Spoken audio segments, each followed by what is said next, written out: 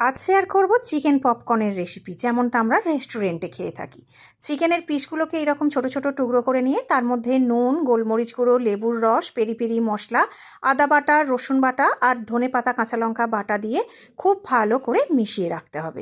এরপর একটা প্লেটে ব্রেড ক্র্যাম্ব নিয়ে নেবো আর একটা বাটিতে নিয়ে নেব 2 চামচ ময়দা আর 2 চামচ কর্নফ্লোর, পরিমাণ মতো নুন আর খুব ভালো একটা টেস্ট আনতে দিয়ে দেব পেরি পেরি মশলা।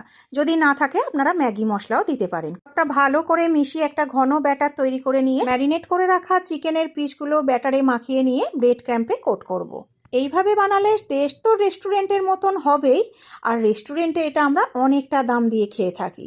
বাড়িতেই খুব সহজ উপায়ে এবং অনেক কম খরচে রেস্টুরেন্টের মতন তৈরি করে নিন এইভাবে চিকেন পপকর্ন। আর এটা বানাতে সময়ও লাগে কিন্তু একদম কম। ব্যাস, এরপর এগুলো সোজা গরম তেলের কড়ায় ডুবো তেলে লাল লাল করে মুচমুচে করে ভেজে নিলেই তৈরি চিকেন পপকর্ন।